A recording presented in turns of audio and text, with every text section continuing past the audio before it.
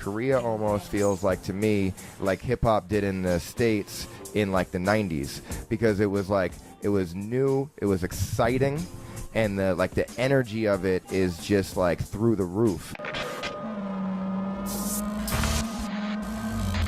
Ladies and gentlemen, may I have your attention, please? Welcome to Rehab. We're checking in with our boy Koncept. I walked in, you guys gave me some champagne. That part.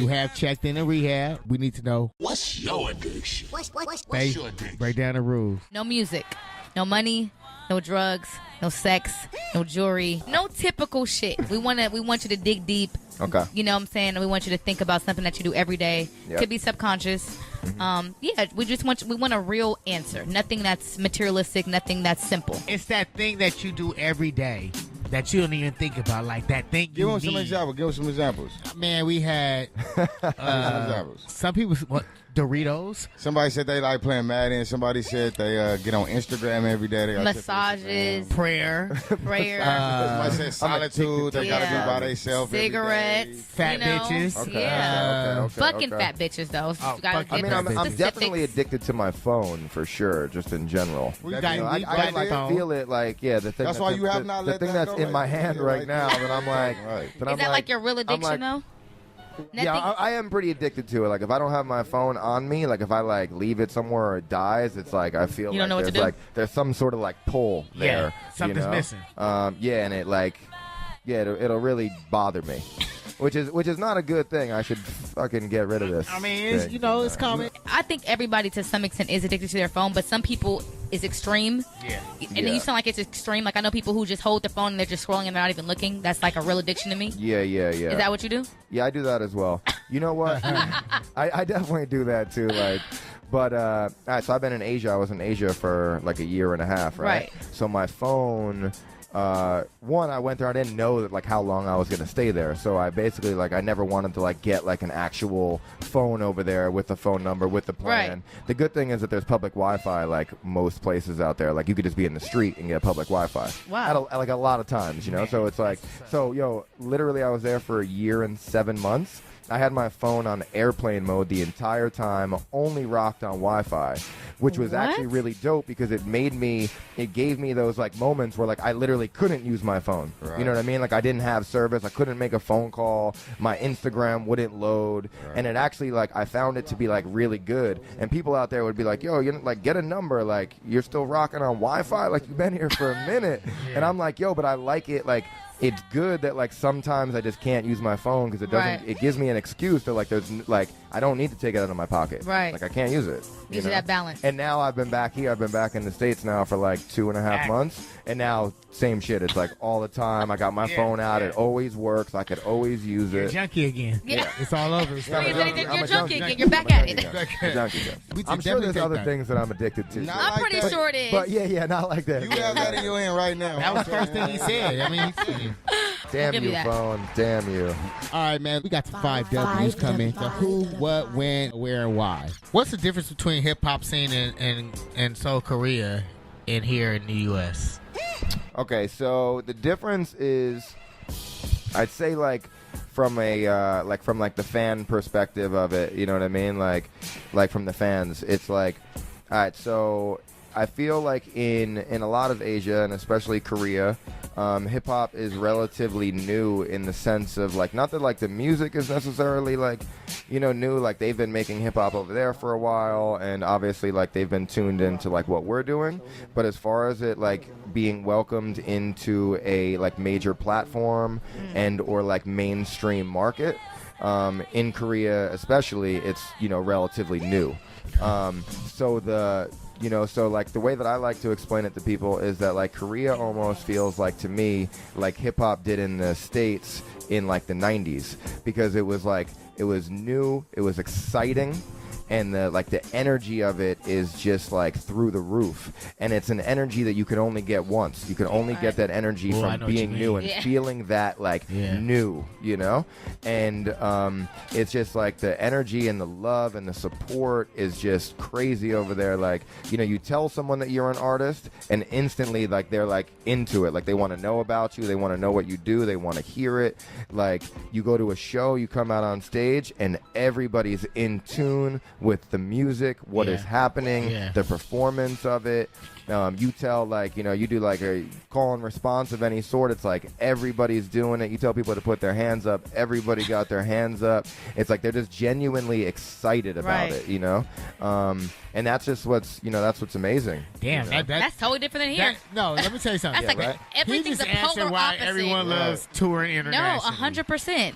Because they get an energy and a respect and a response that they don't get here. Yeah. Like you said, everything you said was like the polar opposite of Los Angeles. Yo, it's like, I don't know everywhere else in the States, but I can speak for LA. You know, you tell someone, like I tell someone, like, hey, I'm a rapper. Everybody does music. They're like instantly, like, it don't matter where I am. I could be like at a restaurant. You know what I'm saying? Like, someone asked me for a cigarette. I don't smoke, but like, just say like, you know what I mean? Like, and you tell them like you're a rapper. They're instantly like, what's your Instagram? Followed. Oh, you have an album out? Instantly open up, you know, whatever their music. Oh, the support is real. Like followed, bought, you know, added to my playlist, whatever, you know what I mean? It's just like, it's just, again, it's just, I just feel like what it is like that newness to it, you know what I mean? So it's that raw excitement for it. We need to go over there, guys. For real. Yeah, apparently. I do gotta win. So piggybacking off what you said, when did you realize like that your time in South Korea was like, I know you went out there for a couple of tour dates and then you ended up staying for almost 2 years. When did you realize like, oh, I'm not leaving. Like, I'm here. This is where I reside. Honestly, I don't know if I ever really realized that. Like, it was kind of, I mean, I did in, like, some regards, but it was, like, still up until the day that I, like, left. And I have a place there. So, like, it's, you know, it's not, like, a place that I'm not going back to. Right. It's like, people would be like, oh, how long you live here for? And I'd be like, I don't know if I necessarily call it that. You know, like, I do have a place here, but, like, I'm really just here, like, for work. And I love it there, too, you know what I mean? Like, the, you know, the energy of the music and the business and everything around it as well is also, like, really dope. Right. Like, I genuinely like being there, besides even just, like, the work aspect of it. But I don't think that I ever really, like, realized, like, all right, I'm going to stay here. It was more like I went there for a tour. It was supposed to be 2 weeks, a couple of shows. That got extended. I was asked to play some more shows, and then I met with a rep. One of the reps from Sony Music Asia came and checked my show, asked to have a meeting with me, and then basically said they wanted to release my next album through Asia, and, you know, what they could do for me, etc., and, you know, the situation, the deal, etc. Just all, it was a no-brainer for me to be like, yeah, of course. And, you know, as an artist and you know, I work for myself, and, you know, basically, like, you know, back to, like, the phones, but, like, you know, I could do my work from my phone, my computer, and a studio. Right. You know, so it was, like, kind of one of those things. It was like, can you stay to release this album? We want you to be here for the rollout and, you know, to play shows and just be, you know, all the, you know, just promotion of everything. Like, we need you to be here. And I was like, yeah, I could stay here and do that. And then from there, it was just, like, it just led to... It was just really like a domino effect, you know what I mean? It just led to, you know, more shows and, you know, my name spreading out through the country and the whole continent, you know, not just Korea, but like in Thailand and Japan, etc. That's crazy, yeah.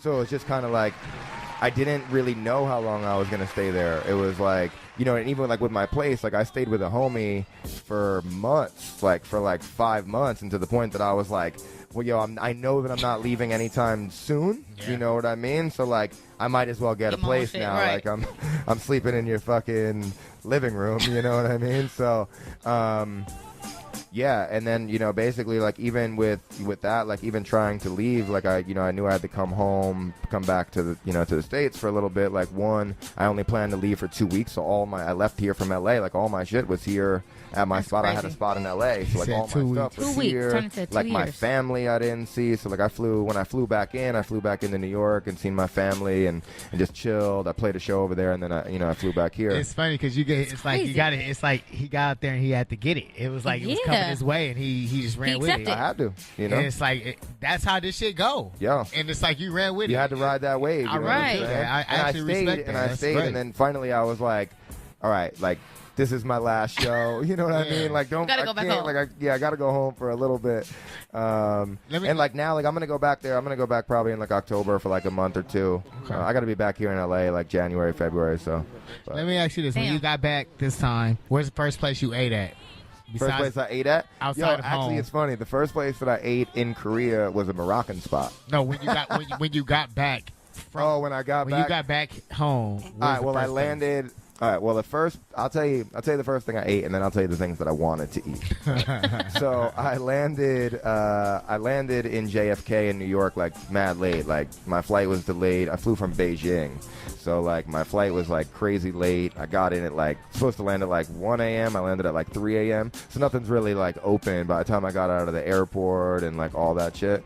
I actually had my mom pick me up. I just like went and just like kicked it with my mom's for like a few weeks basically. I was like, I just need like a little break because I was nonstop out there, you know. And but the first place I ate was a diner, and I ate breakfast at like 4 in the morning. Damn.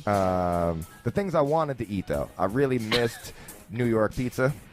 Really missed So that. good. I also really missed New York Chinese food, even though I was in Asia. I really Not the missed same. New York Chinese food. That's funny. And then I just really missed out here. It was just all about, for me, it was all about the taco trucks. The Mexican You food. really on these taco trucks? Yeah, I really fucked with. I really fucked with Mexican known food for and their taco trucks. For sure. So, and in Korea, the food, and in Asia in general, like the food is fire. Like the food is amazing. But there's just some things that just like aren't like home. You know what I mean? Right. Like Mexican food out in Korea, like there might be some spots that are like pretty good, but you ain't gonna get Mexican food like Right. you are out here. Just like Mexican food. pizza. I can't. you I ain't can't gonna even get, imagine. I you know? can't. I don't know. I don't know. I don't know. A taco in No, like you can get South Mexican Korea. food. That sounds and, odd, like, huh? and you What's can get that pizza. burrito Like you can taste get like? everything. Right, is it like an But Asian it's burrito? Not gonna be the Not same. me. You know what I It's mean? like an Asian it burrito, ain't probably. like you're like. I watched too many I've had tacos documentaries. out there. There's a taco place actually near me in Korea that opened up, and the dude is actually like from L.A. Like born and raised in L.A. Korean dude, but like born and raised in L.A. and moved out there and was like, I'm gonna open up, a Mexican spot, and these are gonna be like authentic Mexican, like these are gonna be What? authentic Mexican tacos. If you're listening or watching, don't be mad. But like, he opened up this spot. It's like authentic Mexican, and like, I kind of looked at it a little skeptical. You know what I mean? And then like I went to it, and I had reason to be like, it was good. Like, don't get me wrong, it was it good. still wasn't home. But it wasn't. Come on, I was like, Wasn't a taco truck on the Brea? yeah. I was like, nah. That's hilarious. All right. I got a why. Go ahead. Why did you name your latest album 14 Hours Ahead? Okay, so 14 hours ahead is one. It's a few reasons. It's the time difference I kinda between figured. Seoul and home, which is New York. And then it's also like even more than that, though. It's like seeing your future and seeing what your goals are and manifesting them into reality. So it's being ahead of yourself and seeing what your future is and then manifesting that into life. I love it. Secret. Yes, I have definitely. It's a real personal question. All right, how is it, being white and being a rapper and in hip hop? How does that affect you? Because it's like it's not the norm. Yeah, I know. I'm trying to think how I see that. I see that like to me, I guess I grew up in Queens, a very diverse area. You know what I mean? Like honestly, like growing up for me, I was like really like the only white kid. You know what I mean? Like all my friends were like Latin or black or etc. So like for me, I never really like saw it like that. But I obviously, as being white, I get that a lot. You know what I mean? Like, I have someone be like, oh yeah, this is such and such white rapper, and it's kind of like, yeah, does it why? affect you or does it? Well, I don't think that it affects me in the terms of like what I do or the terms of success or like in the actual industry necessarily. But it irks me when people say things like that because it's just kind of like, why? Like, I'm a fucking rapper, I'm a musician, I'm what? Why does it matter? Like, this is my friend, he's a white rapper. It's kind of like... Well, now it's like... It's kinda He's like super diverse right now. I think we're kind of dated like, now. It is. You know what I mean? Like, you just kind of discredited me in a way, even if you didn't intend it like that. You know what I mean? Right. So... I guess that's my take on it. Fortunately, I haven't had anything like in the actual industry that has ever like some bullshit. hindered me, or you know what I mean. I think, yeah, because I think that's that's dated now. That's dated, yeah. I think that's You know what dated, I mean? yeah. I mean, obviously, you still get the people that, and I think the same Definitely. thing. It's dated. People being like, "Oh, like Eminem," or like it's like, it's like that shit. Like what? Because that's like, the, I guess that's the there's stereotypical. tons of white rappers out there, fam. You know, like Eminem is not the only successful white rapper. No, not at all. Yeah. And then obviously when Macklemore first I was came gonna say, out, right. I get all What's the got Macklemore Mac Funny is Miller, Eminem's not even the first, and it's like exactly, It's like, exactly, it's yeah. funny they always go to Eminem. Always. He's the most I guess successful, if he was most like, popular. well, yeah, like, you know, Beastie Boys obviously were also very, very, very Yeah, successful. Marky Mark. But no one's saying that. Yeah, Marky Mark. I don't know if we count that. I don't know if we count that shit. Nah, it was cats like MC Serch. Does that count to be in the hip hop world? Yo, Mark, you a tight actor, fan. But like, I don't know if you get credited in the fucking hip hop books. I think I said you're a tight actor. Hey, well, that wrapping He up is for a the good 5 actor. He is a W's. good Very good actor. Let's go a little deeper. Faye, you got a Faye 3 for him? I do.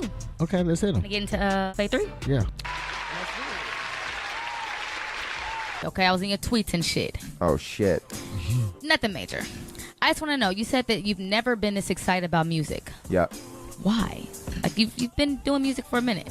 Yeah, you know, I think that, like, you know, just after being out of the country for so long and then coming back back home and just feeling the, you know, the inspiration of, like, my surroundings of being back home, but also feeling the inspiration of, like, just the love and, you know, the feedback that I've been getting for, you know, what I was working on out there has just put, you know, a lot of excitement into just everything that I've done and then into the new music that I've been making. Right. And I feel like I'm making the best music of my life right now. That's dope. So I'm very, very excited about That's it. dope. We're excited too. With living in like Los Angeles, New York, South Korea, like where do you feel the closest to home? Like what's home? I know home is like all these places, but where do you feel the most comfortable at? Okay, so home for me will always be New York. Okay, is that where you feel? Like it'll just always, like, there's like a feeling when I go back to New York, when I land in New York, like that I can't get anywhere else, and I'll never get anywhere else. Right. At the same time, I don't know if I ever really want to live in New York again. At least, like, never, like, permanently. Right. I could feel things that. to do I with feel that. that. Yeah, I was about to say we just Things went. to do with the weather would and you shit. live at? I don't ever want to live in winter ever again. Right. Yeah, we just came back from. Also, why I'm gonna go back to Korea in like October and then be out in January because Right. it gets fucking cold. Oh, you want to bounce Fuck around there, seasonal and hit Right. your He happy wants to go spots. where you want to be in the That's areas right. where it's But not. I honestly, I love LA. Like, even like when I was over there, like I miss like certain things about New York, like my family and friends. Right. And like we talked about some of the food and shit before, but like as far as like what I like, I missed LA to Right. be honest. That's So, right. okay. You know. Last question. What would you say is the most outrageous or craziest thing that you want to achieve? That I want to achieve? Yep. I don't know. I don't know if crazy is the right word because I believe it to be true and for it to happen. But shit, the craziest thing. Okay, I want to fucking have a fucking helicopter. That's I want to have a motherfucking helicopter that got my name written on the side of it. Concept. Yeah. Flying. Yeah. I love But it. like, yo, my overall goal, like, honestly, like, and you know, I'm living my dreams now, to be Right. honest, and I'm very grateful for it. You know, I make music for a living. I work for myself. I wake up every day and I do what I love, and I get to, you know, create, and I get to perform, and, you know, reach fans and talk to people who support my music, and so like that's honestly, like that's obviously, like every day my plan is to take it bigger and bigger and bigger, like always. But you know, I'm grateful to be, you know, living how I am now as well. So like, Right. you know, as long as I feel like content and happy, and I can support myself, like I'm cool with that. You're good. You know, I'm not mad at obviously, I want to bring that more and more though. Yes, I do. I do want a motherfucking helicopter. I'm not mad at that, man. I'm not mad at that. You get to go wherever you want, however you want, whenever you want. Yeah, exactly. Yeah, that concludes Phase 3. This is your boy Koncept. Make sure to check into Rehab on homegrownradio.net. You heard? There we go. The motherfucker. Where the fuck you get that whistle from? I got this whistle also. Real entertainment, hip hop, and bullshit. Ladies and gentlemen, may I have your attention, please? Welcome to Rehab.